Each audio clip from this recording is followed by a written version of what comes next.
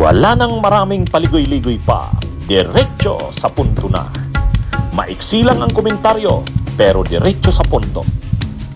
Maraming kuro-kuro, may tiwali, may totoo. Dito, sa puntong diretso tayo. Punto, diretso. Tambak na ang kaso at problema ni Kiko Barsaga. Si Kung Miao. Napansin nyo, hindi na siya pinag-uusapan. Hindi na rin siya masyadong maingay ngayon. Hindi tulad noon, nung nagsisimula pa lang yan.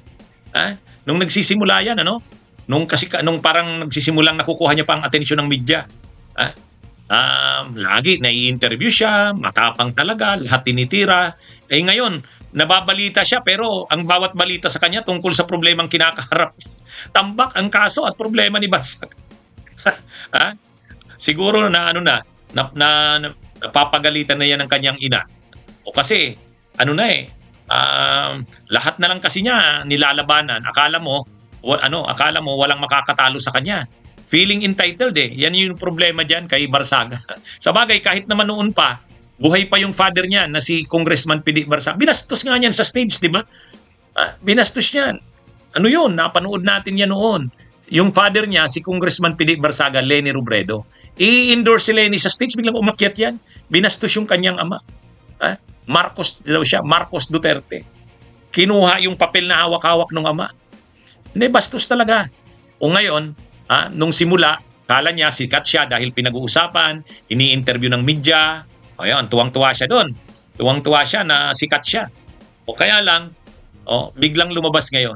Yung kanyang mga tinitira, syempre nagka-counter na rin sa kanya. Akala mo naman, siya ay malinis, walang dungis. Ay hindi Tulad nun, binibira niya si Rason. Binibira niya yung bilyonaryong negosyanteng si Rason. Yung pala, nung tumakbo yung kanyang ama, laban kay Gilbert Rimulya, imagine niyo sa politika ng Cavite, si Gilbert Rimulya na kapatid ni Junvic at saka ni Boying, lumaban na congressman doon sa Dasmariñas na yon na distrito. Ang kalaban si P.D. Barsaga, matindi yung labanan. Sabi ni congressman, dating governor ng Samar, Ben Ibardone, sa interview ng Billionaire News Channel, ang naalala ko, yung father niyan, si P.D. Barsaga, sinuportahan ni Rason. Financial, talagang tinulungan. Kasi grabe siyempre ang pera, haharapin mo yung Rimulya. Pero sa tulong daw ni Rason, nanalo si P.D. Barsaga, tinalo si Gilbert Rimulya. Yung kapatid ni Junvic at saka ni Boying, yung broadcaster, di ba yon? Yung Gilbert Rimulya. Newscaster sa ABS-CBN. Sikat yun. Political dynasty pa. Pero tinalo ni P.D. Barsaga. Sinong tumulo?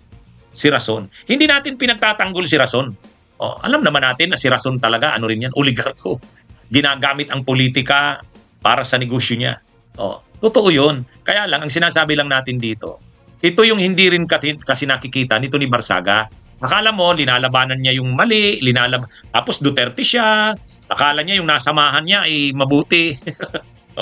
Ngayon, yung NUP, yung partido ng kanyang ama, dating chairman yung father niya ng National Unity Party, kinalaban niya. Tapos sinabihan niya na tumanggap daw ng bribe galing kay Razon para lang daw suportahan si Romualdez sa pagka-speaker. Di ngayon, syempre na-insulto yung mga NUP. Sila Ronaldo Puno, sila Valeriano, kinasuhan siya ngayon ng cyber libel. Kaya ang kaso ngayon na cyber libel ni Barsaga, 3. Yung final ni Razon, yung final din ni Representative Ronaldo Puno, yung final ni Representative Valeriano ng Manila, 3 yun, cyber libel. Pero pa niyan, mayroon pa siyang inciting to sedition. Saan naman yung inciting to sedition? Ay di ba noon, lusubin daw, pasukin na daw ang Forbes Park? Inciting to rebellion. Ay di ba gusto niyang ihiwalay yung Mindanao? Yan yung kanyang mga kaso. Inciting to rebellion, may kaso siya sa DOJ.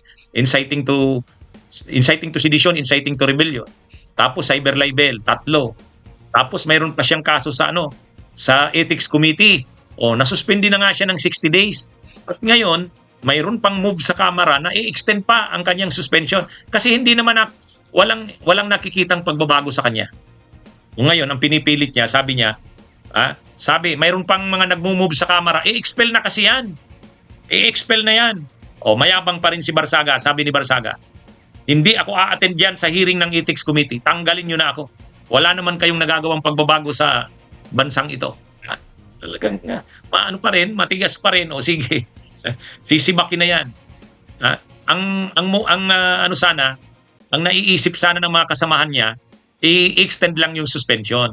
Ang problema, hindi daw a-attend si Barsaga sa hearing ng Ethics Committee. Ay syempre, pag inisnab niya yung hearing ng Ethics Committee, magmamatigas din yun. Talagang ano yan, ang gagawin niyan, i-expel na siya niyan. At kahit naman ma-expel siya sa Kamara, yung mga kaso niyang cyber libel, tuloy pa rin yan. Kasi iba naman yung cyber libel. Ang cyber libel kasi, criminal case yan, sa DOJ yan. Yung ethics complaint naman, sa Kamara yan. Pero yung mga kaso niya, inciting to sedition, inciting to rebellion, ano yun? Criminal cases yun. Yung mga cyber libel cases niya, criminal cases din yan. Kaya tambak yung kanyang criminal cases. Tambak yung criminal cases niya. Ay yung, hindi, civil, ano pala yun, damages pala yung hinihingi sa kanya ni Rason. 110 million yan. Paano pag natalo siya sa kaso na yon? Hindi naman papayag si Rason dyan na hindi i-enforce ang judgment niyan. Kukunin ang yaman nila dyan. Kung ano man yaman mayroon sila. Ang problema pa nito ng Barsaga, sa 2028, lalabanan na sila dyan sa Cavite. Lalabanan na sila dyan. Yung Dasmariñas, yung mother niya, mayor dyan, Mayura. Yung Jenny yata. Yung kapatid niya, vice mayor. Kontrolado nila yung politika ng Dasmariñas. Pati congressional district niyan, lone congressional district kanila. Pero sa ginagawang ito nito ni Kiko Barsaga, puproyektuhin na yan na matalo na dyan sa Dasmariñas na yan. Kakayanin niya kaya yan? Kakayanin niya kaya yan? Nila?